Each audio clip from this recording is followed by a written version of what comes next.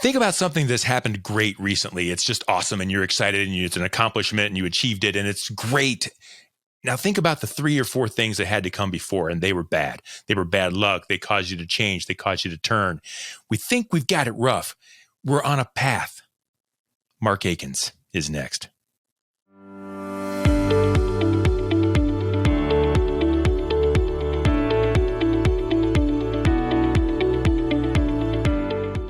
The heat is on. Let's get cooking. This is Purpose Under Pressure, brought to you by the Ruby Group, Sandler Sales Training, serving sales professionals nationwide from their Akron and Columbus, Ohio locations. They are one of the highest performing Sandler Sales Training affiliates in the nation, and they will make a difference for you and for your team. You can check them out online at therubygroup.sandler.com. So, Purpose Under Pressure. Folks, purpose is about what you want to do with your life. Pressure is what gets in the way. And my guest today is filled with both. He's Mark Akins, a sales professional with the Brewer Garrett Company. He's also, and listen to this, he's a keynote speaker, a workshop facilitator. He's an author. He's a volunteer. He's a mental health advocate. And that's just what he does. He wrote the book, Challenge Your Perception of Cold Calling and Don't Let Anxiety Hold Your Success Ransom. He is a survivor. Mark Akins, welcome to Purpose Under Pressure. Thank you. It's great to be here. Man, I'm glad you're here too. Let me tell you a quick story. When I first met you, Mark, I had this impression of you that you were full of, everything that I wanted to be full of. You had optimism and you had confidence and you just seemed to me like you'd already overcome the mountain. I was like, this guy has done it. And then I learned from you and I spoke with you and I understood that you're just doing it. You're just probably never, ever going to accomplish that big, hairy goal at the end, but you're also not going to stop. And I was just overcome by just a belief in what you're doing and who you're doing it for. And I'm really proud to welcome you to the show. And I'm proud to let people get to know you here on Purpose Under Pressure. Well, thank you. I really appreciate that. You've always been great. And I appreciate your honesty too about that. That's awesome. So tell me a little bit about you. Tell me about your purpose. I know you're a salesperson. I know you're an author. You're all these things. Tell me what makes you tick, man. Why are you doing all these things? Well, that's a great question. So I want to say at the end of the day, what makes me tick, if it has to be one thing, is that when you have that burning desire, when you understand, you tap into the higher source, whatever that may be for you, you tap into that and your inner self. And when you really understand what you're here to do, you have this burning desire. And when you have this burning desire, it almost disintegrates you if you don't do anything about it. You know, it will overcome you. So being still and living my everyday, if I wasn't going after the purpose, now that I know what it is, it's going to cause me more pain than any fall along the journey. And what is going it? After your purpose. And what is it? What is that purpose? What is that thing that drives you, Mark? So 100%. And it's funny because when you ask a lot of people, and I ask a lot of people this, and one of the big things you hear is I want to help people. Yeah. Like, everyone says that. I want to help everybody people. says that. And I'm like, well, there's a jillion different ways to do it. You could work at Giant Eagle and help people. Like, seriously. And there's nothing wrong with that. I'm not making light of anything. Nope. But so I feel like what my purpose in life is to be able to use my life experiences and the way I've overcome them to be able to prevent other people from having to repeat those same behaviors. I had a really, really tough time through life, you know, my upbringing, and then even in my early adult years, the things that I've been through and had to overcome with no mentor, no coach, no father, no mother to ever try to guide me out of it, never seeing a work history in my family. And so it's just the things that I've had to do and go through and get through have all just been through me challenging my perception. And the secret to perception that I've discovered is that it's not what you see is what you get. It's how you see is why you get. And so my biggest thing is to be able to no longer let people get by on just being told what to think, but I would love to be able to help people learn how to think. And I think that that's what we're missing in these days and times. And once you're able to come to your own understanding and develop your way of thinking, I think that a lot of people will, the entire life journey would just change drastically for them, you know. And you're doing that through the books that you write and the motivational speaking that you're able to do in the groups and the one-to-ones that you're able to interact with. And I'm interested, I want to talk about your past, and I want to talk about the things you've overcome, but to put it into perspective, did your purpose now of really changing the way people view the world and interact and impact the world, did that come before these things that happened to you in your past and that you amplified to get across them, or are they an outcome of the things that you've gone through? Did the purpose, shine light on the diamond, right, and the rock, and turn it into diamond, or was the diamond already there and it's just overcome?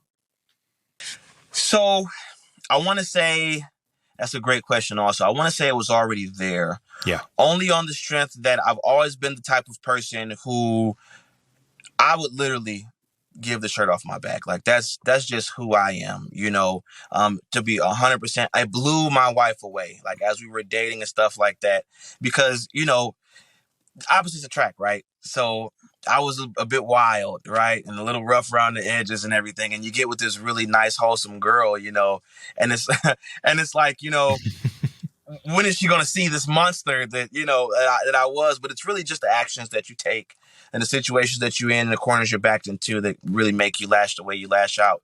And so, she'd see me just being my normal self. And she'd always tell me what big of a heart I have. But I think it's always been there. And I just never knew how to channel it. So even when I was a teenager, I had dreams of being a musician and being a big music star and, all of this great stuff. But before I wanted to embark on this journey, I always told, and this is the teenage me speaking, right? And we're at I was 17, my junior year in high school, and the counselor told me I had 3/4 of one credit. I needed 22 to graduate by the next year. And so you're talking to a teenager that had no evidence, right? Because if it's what you see is what you get, then everything around me was saying I was a loser and I wasn't going to make it. But it's how you see is why you get. And this kid, this seemed to have no way to even get out of high school, was still thinking that before I jump out there and become a superstar, I never want to say that, look, Mom, I did it. I never graduated high school. I hate to hear people say that stuff because you just encourage the next generation to think it's okay. I don't need to go through this formal education just to make more than my teachers, just to be able to make more than my neighbors, more than my mom, more than my dad. So even then, I didn't want to leave that type of impression before I even knew I would be any type of role model. So it's just that as life continued to hit me and the things that I've went through, me figuring out a way to challenge my perception and come out of all these situations and find a center and still be able to do whatever I had to do and stay mentally stable, and even through the mental break, and coming back out of that, I had to figure it on my own. So it just gave me more hope on what people will be able to do if I was able to get a hold of them. And I believe that everyone is special in their own way, and I do believe I'm a superhero, but there is nothing super that I could do that no one else couldn't become a superhero and do, is what I feel. And you're here to put the capes on the others, and that's what I was expecting. When I asked the question, I wasn't quite sure what you'd say, but that's why I knew you'd be a great guest on the show, because I think you are the definition of purpose under pressure. That diamond was always there, and it wasn't a rock of coal that needed to be turned into a diamond. It was a diamond, but the pressure was strong. And you overcame so that you can impact others the way you are now. And so talk to us a little bit about the pressures that you overcame, the things that you had to overcome, the things that you had to battle back so that you're able to make the impact in people's lives that you're making today. Oh my gosh, starting back from when? At least yesterday, but anywhere that you think it's important. Well, it started off from the very beginning. So because you've had a rough go. Let's just say that you've had a rough go, and that's what I mean. I mean, I didn't have the same go that you had, so kudos to you. But there's a lot of people that have had it worse than you. Yeah, right? absolutely. But absolutely. Tell me your story. Tell me your story. So, I'll give you the quick rundown. So, was born to a single family home. I had an older brother who was about 4.5 years older than me, and then I eventually had a younger brother. We're 10 years apart. And so growing up in this single parent household, it was just me and my older brother for a while. And neither one of us, our fathers weren't in our lives. And as we got older, it was always his excuse. and his outlet. So that was one of the first pressures, was because this is the only other male I see in the house, right? He's older than me. This is who I'm kind of looking to. And he's off the chain. He got expelled from school the first time in 6th grade. And ever since then, he never went back. And she tried to re-enroll him and re-enroll him. And he just would never get with school. He eventually goes and lives with my grandmother. He wouldn't do any chores or anything. So then the double chores for me. And just ever since then, right, you got to be responsible. You got to be the man in the house in some sort of way. And then my mom, because she didn't have that companionship, a lot of times the conversations we would have would be things that a kid shouldn't be talking to another adult about. So I grew up fast, Yeah, buddy. Seeing and hearing and learning things. And so what happens too is when you're in a particular environment, and this is why we have to challenge our perception of these students and their behavior when they come in, because when you're in a particular environment, sometimes school is more of an escape than you'd ever imagine. So what was my biggest thing was, my mom's under stress. She's not working, and, we're doing the welfare and the Section 8 and all of this stuff. And, she's wanting companionship. She's wanting some type of steady career or whatever. But you got to fight through the pressure, to get to your purpose. And I just think that she didn't really have that fight.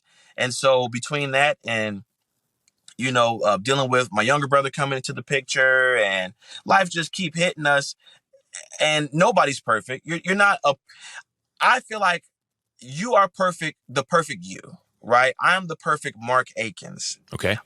But when it comes to me telling you if you're perfect to what my standards are, then no, you're not.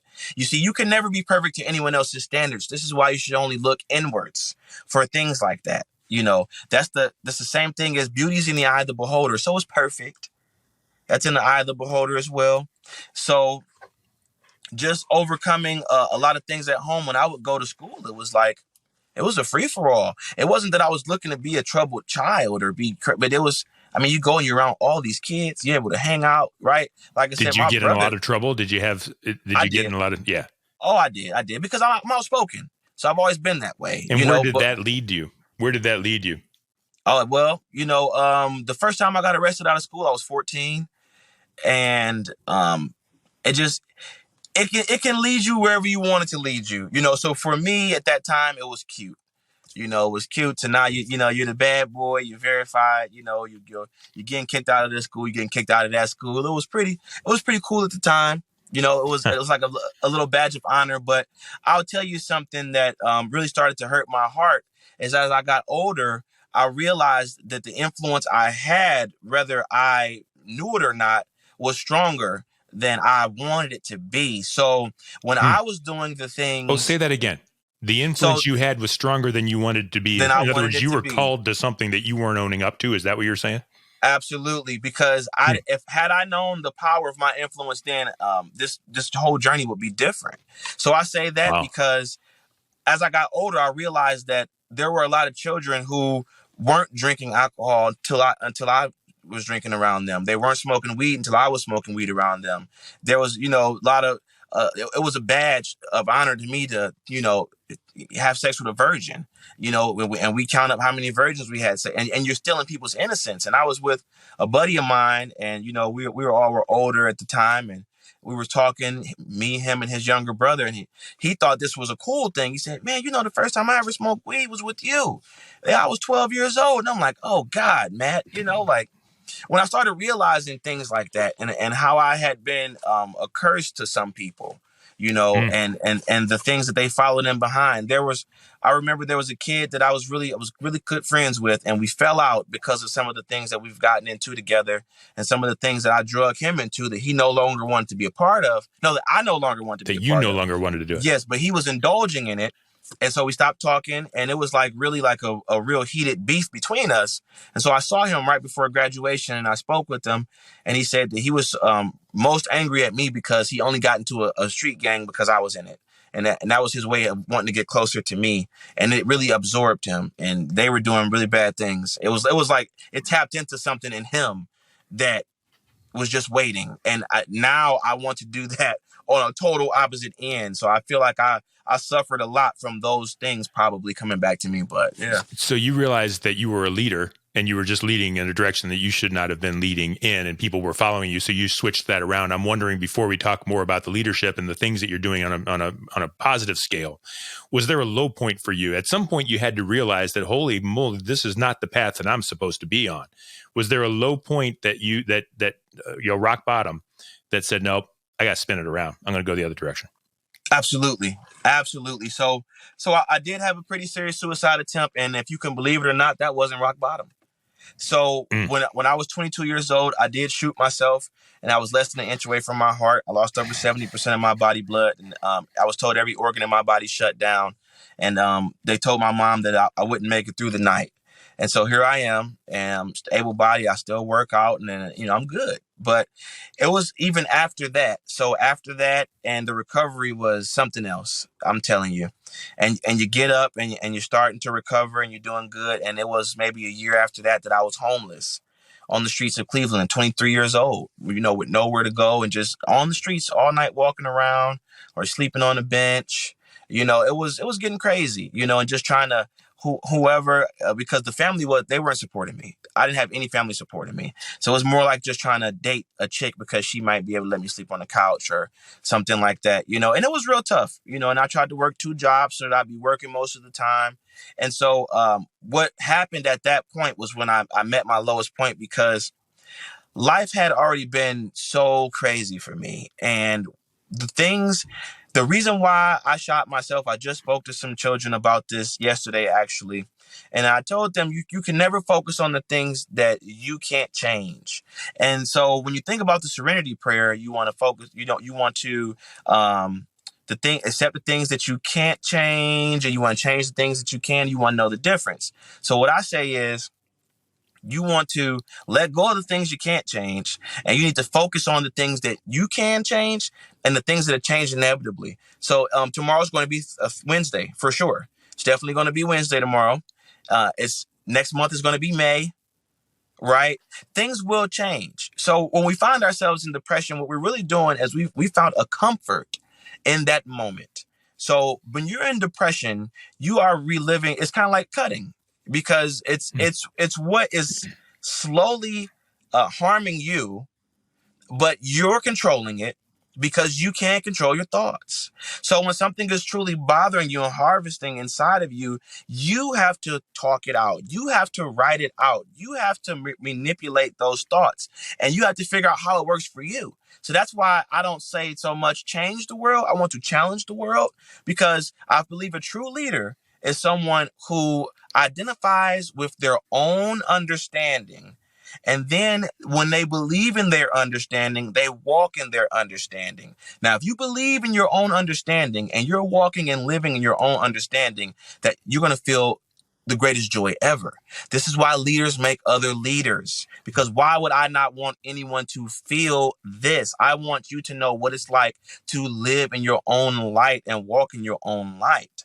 So this is a big thing for me. And just at that time, I was just feeling like that nothing was working out. Maybe I was a piece of crap. Maybe I should have never been, and I knew I wasn't going to shoot myself again. It's like, wow, God saved me. I had this crazy premonition that I thought was a dream. And I was drowning, and was actually one of my aunties. She drove past me on a boat and wouldn't help me. And a figure pulled me out the water, and I walked to shore on the water with this figure. I couldn't tell you what it looked like, but and here I am still here, and I just was having, life showed me its ass. And so my lowest point was when I just thought about smoking crack and just giving up and not killing myself, but just living a miserable life and just getting strung out on purpose and just saying, forget it.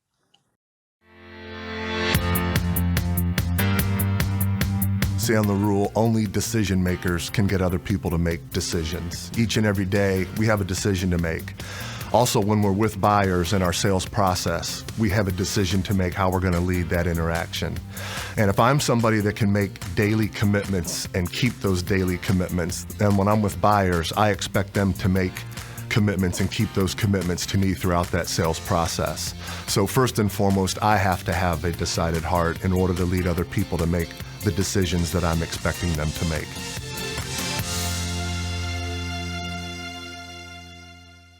And so now here you are. So first of all, that's the experience. Folks, what you just experienced there was what I experienced when I met Mark. Every single sentence was another step deeper into this amazing person that he is and the things that he's overcome. And there's so much more that we're going to be able to get to in the show. I do want to talk real quickly about the future here. Now you're talking with kids. And you just mentioned you're talking with young people. How old are these kids that you're talking with? Like just yesterday you had a conversation, right? How old were they? Yep. Yesterday, we had an assembly. They were 9th, 10th, and 11th. 9th, 10th, and 11th, 12th graders. And so we know that's middle school age, and that is hard. And it's a lot harder today than it was when I was in school. I mean, it's a life-changing experience. So they're hearing your story. What is your outcome? What do you want out of that? Do you want to impact one person? Do you want to impact the entire? What changes do you see in there? Tell me about that experience and what kind of just lights you up when you're talking to these kids. So honestly, and no one's ever asked me that question before. It's a great question. So what lights me up is when they shut up. so out of just awe, like jaw dropping. Just because I know you can't focus if you're talking to your neighbor, right? Or if you talk to somebody across the room. So when I walk into a room or when these kids come into a room and I just use my voice and I tell them what I'm going to talk about or whatever, and when they give me their attention, that's the goal. Yeah, that is the goal. Because that's a baby step, isn't it? But you got to take that baby step. Good for you. Yeah, because cool. I'm not going to tell them anything wrong, and I tell them all the time, you don't have to live by what I'm going to tell you. The whole point is to challenge you. I'm going to give you a perception or two or three or four, and then I need you to figure out what makes sense.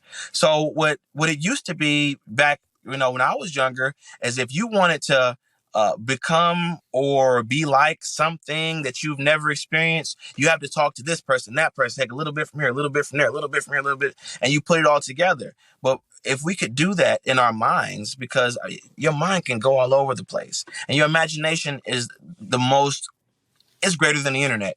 Your imagination is greater than the internet. It created the internet. It really is. That is the internet. That's what the internet is modeled after, an imagination. Yeah. That's why everything is accessible. That's what your mind is. And it works even more rapidly.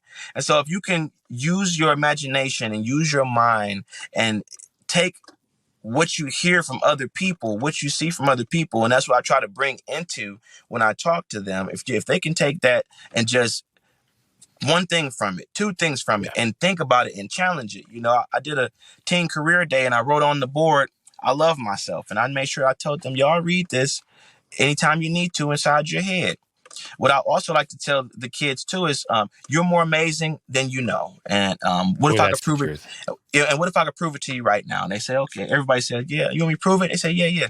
I said, well, how about this? And everybody's watching can do this too. This is going to be amazing. You do it too, Brian. Okay, I'll do it right now. So look, in your head, I want you to say the word blue. In your head. Let me know after you did it. Did it. You sure? Yes. How do you know? I heard myself do it. Whoa. You heard what you said without speaking with your mouth or you're using your ears? I did that. Yes, Mark. I did. Don't you ever let anybody tell you what you can't do. Wow. Yeah, buddy. Right? That's powerful. Here's another real quick one. It's okay to be a thumb. Everybody can't be a finger. You want to know how to know if you're a thumb? Hold up your hand. Okay, now make a fist, just a regular fist. The thumb is on the outside, right? Mm-hmm. So then when you open your hand up again, stretch your thumb across your palm and make that fist and just squeeze down. Just squeeze down. Is it pressure on your thumb? Yeah, I'm going to break it. If it's pressure on you to fit in, you were born to stand out. Now, when you make a fist, nothing holds a fist together better than a thumb. There has to be fingers and there has to be thumbs in this world. It's okay to be a thumb. That is inspiring. And so I've never wanted to be a thumb. And now I'm thrilled to be a thumb. So I'm glad. Hey, real quick, I'm interested in your book, Mark. If you don't mind, we'll switch gears just a little bit. So you've overcome all these things, these societal things. Your book is about cold calling and sales. Yeah, there it is. Challenge your perception of cold calling. Don't let anxiety block your success or hold your success ransom. Mark, why? Why'd you write it, and what's it about? What's the deal here? So that's a great question as well. And it's so funny because everybody always asks me, why did you write a book on cold calling? Yeah. So the grand reason I wrote this book is because, once again, being able to help people and starting with their mind. So challenge your perception of cold calling. When you think about cold calling, you think about sitting down on the phone, you're just calling people, relentlessly that you don't know or whatever. Cold calling is emailing. Cold calling is job interviews. Cold calling is your first date. So first of all, you can challenge your perception of cold calling. So real quick, when people think about cold calling, do they ever think about divide and conquer? So I'll talk about this in one of the chapters, right? So divide, cold, and call.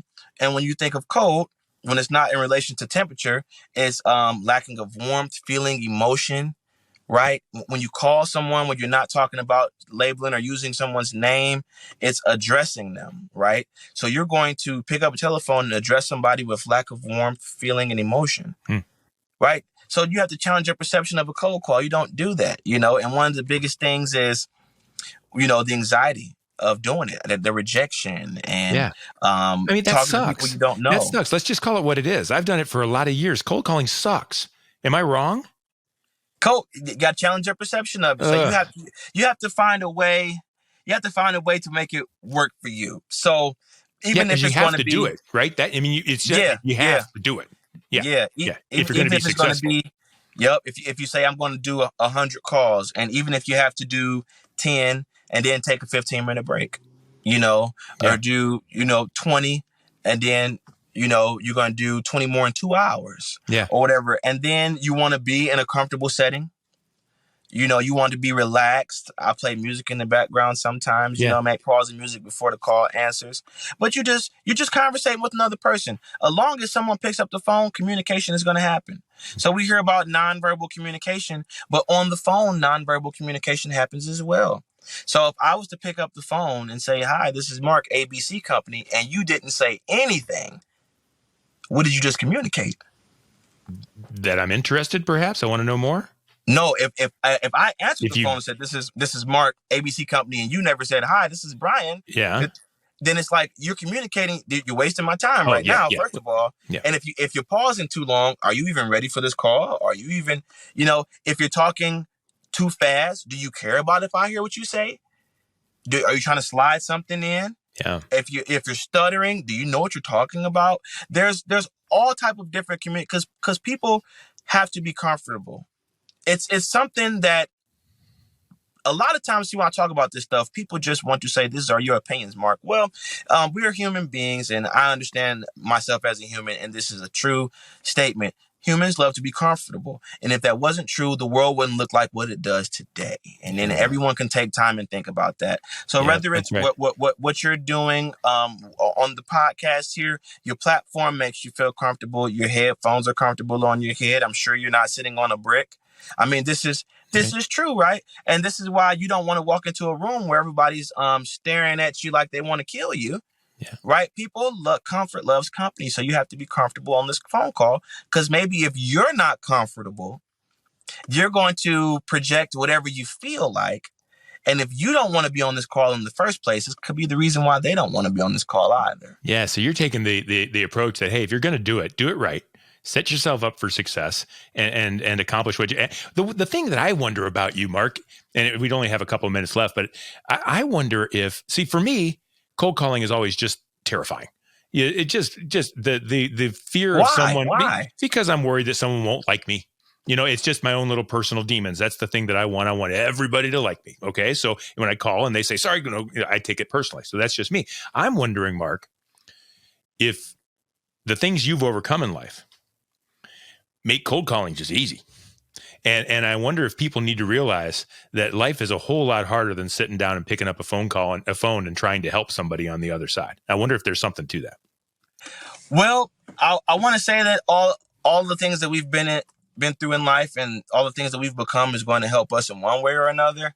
But I I have always been not afraid to speak with people and talk to people and introduce myself and things like that. But growing up, it was never my favorite thing to do. Yeah. So I actually developed a fear of cold communication after dealing with, the rejection and stuff like that. So I wouldn't, and I kind of had to start from zero, and that's where the book came from. So I wouldn't so much say that. I would say that what I have to do to cold call is a lot like what I had to do to develop myself from where I came from and what I've been through, and just get used to hearing no. That's one of the biggest things. If you can get used to hearing no, now you can take your own time and use your own beautiful mind. We all have a beautiful mind inside of our heads, and you can figure out how many times it takes to hear it before you get used to it. But I want to tell you real quickly, there's a group called Destiny's Child, and that's where Beyonce got her start at. And these young girls, their first big hit single was called No, No, No, No, No. It sold over 1.3 million copies, just that single in the first year. Now, 1.3 million people bought a song to hear these girls tell them no, no, no, no, no, over and over and over again, right? You buy a song with the intent to repeat it. That's why you buy it. And so people are afraid of hearing this 2-letter word that nobody even constructed. It's naturally in the alphabet. Yeah. LMNO. Nobody has even constructed it. So do you really have to feel that someone's putting an extreme amount of intense hatred or rejection behind it? You don't have to feel that way. Mark, how do people find the book? How do people get in touch with you if they want to talk to you about motivational speaking or opportunities or Brewer Garrett or the book or whatever? How do we communicate with each other? Perfect. So to grab your copy of this book here, Challenge Your Perception of Cold Calling. Don't let anxiety hold your success ransom. All you have to do is go to Amazon.com. You could Google the title. You could Google Mark Akins, author, and it's going to come up. But go to Amazon and get your copy there. And then if you want to reach me on LinkedIn, it's Mark Akins. Facebook is Mark Akins. YouTube, Challenge Your Perception. Also on Instagram, it's Challenge Your Perception, but the O's are zeros. TikTok is Challenge Your Perception. So on all of those platforms, and just kind of what we're doing here, but in snippets, just, dropping some good feedback and tidbits and just enjoying it along the way. Tremendous. Folks, I told you. Didn't I tell you? Do I lie?